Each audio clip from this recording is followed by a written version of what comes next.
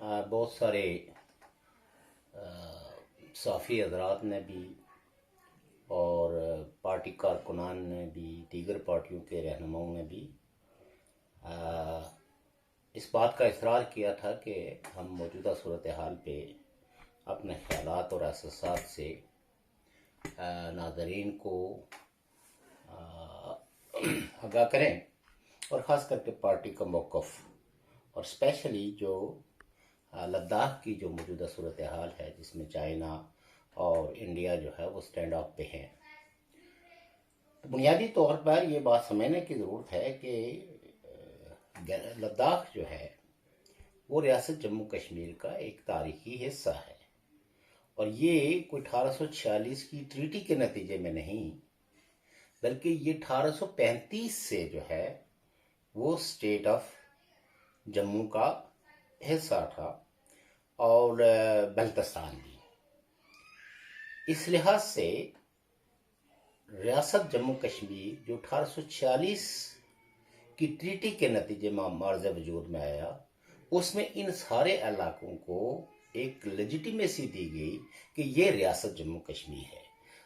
لداخ کا جو ٹوٹل رقبہ ہے وہ 35,000 یعنی 35,000 اسکوائر مائل ہے، اور اس کی دو تحصیلیں جو ہے ہیں لیہ اور کارگل. موسٹلی لوگ جو ہے وہ لداخی بولتے ہیں، اور اس میں بدھ مت اور مسلمان دو بڑی جو ہے وہ سب سے زیادہ جو ہے وہ بدھسٹ اکثریت ہے، اور اس کے بعد مسلمانوں میں شیعہ مسلک کے لوگوں کی اکثریت ہے. اس لیے اس ریاست جموں کشمیر کے اس اہم حصے جسے لداخ کہتے ہیں، اس میں کوئی ایمبیگوٹی نہیں ہے، کوئی تضاد نہیں ہے کہ یہ ریاست جموں کشمیر کا حصہ ہے. اور ٹریٹی آف ایکسیشن جو ٹرائبل انویژن کے بعد ہندوستان کے ساتھ ہوئی، اس ٹریٹی کے مطابق ریاست جموں کشمیر کا یہ حصہ جسے لداخ یا جموں اور ویلی ہے، یہ بھارت کے زیر انتظام ہے، اور بھارت کی لیجیٹیمیسی جو لیگل انسٹرومنٹ ہے اس کے پاس ریاست جموں کشمیر کے اندر موجود ہے کہ ریاست کے قانونی حکمران جسے کانگریس پارٹی نے بھی، مسلم لیگ نے بھی، برطانیہ نے بھی تسلیم کیا تھا کہ he is the sole representative constitutional head to decide the future status of Jammu Kashmir. So Maharaja ریاست جموں کشمیر نے جو ٹریٹی کی، اس ٹریٹی کے مطابق ان علاقوں کا جو انتظام اور انصرام ہے وہ انڈیا کے پاس چلا گیا. ہمارے ہندوستان کے پالیسیوں سے اور اس کے طرز حکمرانی سے لاکھ اختلاف ہو سکتا ہے، لیکن ہم یہ حق کسی صورت میں بھی نہیں دیں گے کہ چائنا ریاست جموں کشمیر کے کسی علاقے پہ اپنا کوئی دعویٰ کرے یا اس کے قبضے میں 1 انچ زمین بھی جائے. چونکہ چائنا نے نہ صرف تبت پہ قبضہ کیا، اور آج بھی ہزاروں کی تعداد میں لوگ، لاکھوں کی تعداد میں لوگ جو ہے وہ ایگزائل میں ہیں، اور ان کا جو لیڈر ہے وہ دلائی لاما ہے. اور ایک طرف چائنا یہ کہتا ہے کہ ان کا ریاست کا مذہب سے کوئی تعلق نہیں ہے، لیکن لداخ کے اندر وہ اپنے لامے، اپنے مذہبی جو ہے وہ ایسے لوگوں کو تخلیق کرنے کی کوشش کر رہے ہیں کہ وہ اپنا ایک لاما لے آئیں دلائی لاما کے مقابلے میں. یعنی اپوزیشن کے جتنے بھی لامے ہیں یا وہ بدھسٹ جو لیڈرز ہیں جو چائنا کی کہ اس قبضے کو قانونی طور پر تسلیم نہیں کرتے، بلکہ وہ گریٹر اٹونومی یا مکمل تبت کی آزادی کی بات کرتے ہیں، ان کے مقابلے میں چائنا ایک اپنی پروکسی لاماس تیار کرنے کے لیے جو ہے وہ برسا برسے کوشاں ہے. اور اب جا کے جو اس نے یہ انویڈ کیا ہے لداخ کے ایریاز کے اندر، تو ہم ریاست جموں کشمیر کے لوگوں کو اور بالخصوص پاکستان کو بھی یہ سمجھانے کی کوشش کرتے ہیں کہ اس پہ جو ہے وہ شادیانے بجانے کی کوشش مت کریں. اس سے خطہ جو ہے، خطے کے اندر جو ہے وہ جنگ باز قوتوں کو فروغ ملے گا. آگے ہی ہندوستان ہو گیا، پاکستان ہو گیا، ریاست جموں کشمیر ہو گیا، یہ علاقے جو ہے وہ جو کووڈ-19 پینڈیمک کا شکار ہیں، اور ہزاروں لوگ، بلکہ اب تو پاکستان کے اندر بھی جو ہے لاکھ سے زیادہ لوگ جو ہے وہ اس وبائی مرض کا شکار ہو چکے ہیں. ہندوستان کے اندر بھی آلموسٹ 1,15,000 کے قریب، اور تیزی کے ساتھ یہ پھیل رہا ہے. ایسے میں چائنا جو ہے وہ علاقوں پہ قبضہ گیری کی جو کوشش کر رہا ہے، اس کی میں سمجھتا ہوں کہ ساری دنیا کو مذمت کرنا چاہیے اور چائنا کو اپنے ان ڈیزائن سے باز رکھنا چاہیے. ایک سوال یہ بڑا اہم ہوتا ہے کہ چائنا نے آخر یہ اسی وقت کا کیوں انتخاب کیا؟ تو اصل مسئلہ یہ ہے کہ یہ جو اس کورونا کے پھیلاؤ میں WHO اور یورپ اور امریکہ اور دیگر جو ایڈوانس نیشنز ہیں، وہ اس میں چائنا کو قصوروار قرار دے رہی تھی. اور چائنا نے دنیا کو، جس وقت یہ وہاں ان کے ایک شہر جس کو وان کہتے ہیں، وہاں جب اس کا پھیلاؤ ہوا تو اس نے دنیا کو اس کی سینسٹیویٹی سے آگاہ نہیں کیا کہ یہ کتنا تیزی سے پھیل کے اپنا کتنا اثر اور کتنی آبادی کو متاثر کر سکتا ہے. ایک الزام اس پہ یہ ہے، اور بلکہ بہت ساری دنیا جو ہے وہ کہتی ہے کہ چائنا نے جان بوجھ کر متاثرہ لوگوں کو پوری دنیا کے اندر جو ہے بھیج کے تو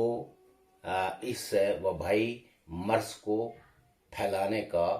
ایک جرم کیا ہے.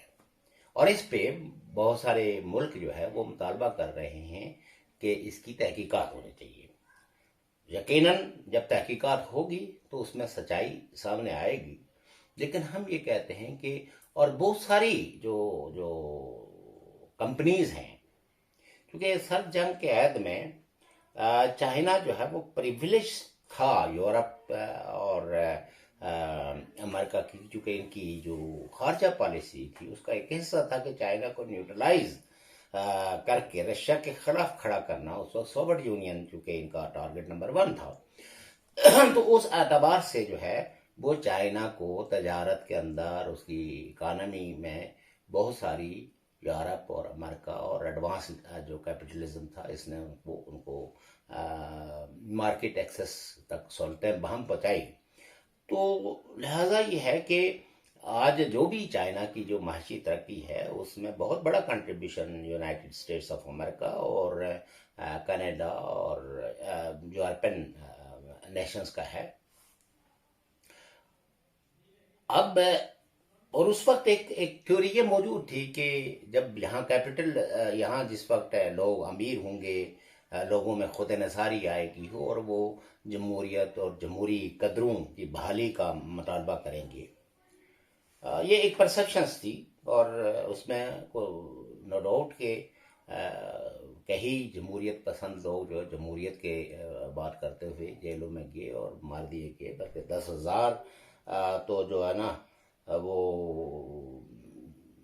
اسٹوڈنٹس کو مار دیا گیا جب انہوں نے جمہوریت کا مطالبہ کیا، ٹینکوں کے ذریعے ان کو اڑا دیا گیا. تو چائنا جو ہے وہ،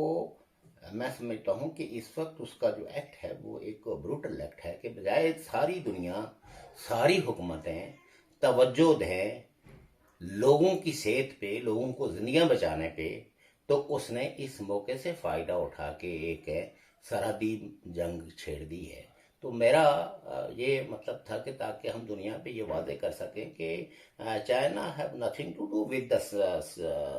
Ladakh. Ladakh is very much part and parcel of the state of Jammu Kashmir, and India has the legitimacy, India have the locus standi, whereas China has no locus standi on the Kashmir. So in the context of state of Jammu Kashmir, the issue of state of Jammu Kashmir is between India and Pakistan. Pakistan and India is very much the party to the dispute. اور United nation کی جو resolutions ہیں وہ بھی اس بات کی مترشح ہیں، wears کہ چائنا جو ہے وہ اس کا ریاست جموں کشمیر کے کسی بھی علاقے پہ کوئی بھی لیجیٹیمیٹ کلیم نہیں ہو سکتا. تو ہم یہ سمجھتے ہیں کہ امن کی خاطر اور اس وقت اس وبائی مرض سے نبردآزما ہونے کے لیے سرحدوں پہ امن ضروری ہے، اور انڈیا، پاکستان، چائنا، یہ جو اس خطے کے اندر اڑوس پڑوس کے ملک ہیں، یہ امن کو قائم کریں تاکہ حکومتیں اور ادارے زیادہ سے زیادہ توجہ جو ہے وہ اس وبائی بیماری سے نبردآزما ہونے میں لگا سکیں، اپنی تمام توانائیاں اس پہ صرف کر سکیں. اور جو لوگ بے روزگار ہو گئے ہیں اس کی وجہ سے، لاک ڈاؤن کی وجہ سے لوگ بھوک کا جو شکار ہیں، ان کی بھوک اور ننگ کا علاج اور وہ وسائل جو جنگ پہ خرچ ہوتے ہیں وہ لوگوں کی بھلائی پر خرچ کیے جانا چاہیے. اس لیے چائنا کو عقل کے ناخن لینا چاہیے اور اپنی توصیف سندانہ پالیسیوں کو ترک کر کے تو تمام جو بھی ایشوز ہیں ان ایشوز کو تھرو پیسفل مینز جو ہے وہ حل کیا جانا چاہیے. یہ جو تیسری دنیا کی حکومتیں ہیں ان کا، اور خاص کر کے دائیں بازو کی، ان کا پرو پیپل ایجنڈا نہیں ہے. وہ چاہے پاکستان ہو، چاہے انڈیا ہو، یا دنیا کی کوئی بھی جو ہے لائک یونائٹڈ اسٹیٹس، آپ امریکہ میں ہی آپ دیکھ لیجئے کہ ایک کالے کو شخص جو ہے وہ پولیس کے ہاتھوں مارا گیا، اور اس پہ ٹرمپ جو ہے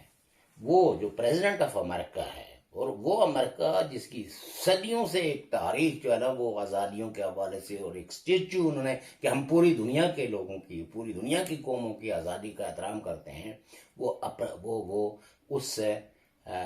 کالے کو پولیس کے ہاتھوں اس کے تشدد کے نتیجے میں مرنے پر مذمت کرنے کے بجائے، تعدیبی کارروائی کرنے کے بجائے وہ اس پہ خوشی مناتا ہے، جس پہ پوری کمیونٹی جو ہے اس کو غم اور غصے کی ایک لہر ہو گئی، اور امریکہ کے اندر بھی شدید قسم کے مظاہر ہوئے. یہی حال جو ہے وہ یہاں فرقہ پرست قوتوں کا ہے، جو وہ چاہے پاکستان میں ہوں چاہے ہندوستان میں ہوں. ان کے سامنے انسانی مسائل کی، انسانی زندگی کی اہمیت کم، اور اپنے فرقوں کی اور اپنے عقیدوں کی جو ہے وہ بالادستی کا جو ہے وہ دوڑ ان میں زیادہ ہے، اور وہ کمپٹیشن اور وہ مقابلہ آرائی کرنا چاہتے ہیں. اس لیے ہم سمجھتے ہیں کہ ان سارے لوگوں کو، ان جماعتوں کو عقل کے ناخن لیتے ہوئے لوگوں کی زندگیوں کو بچانے کے لیے اقدامات کرنا چاہیے.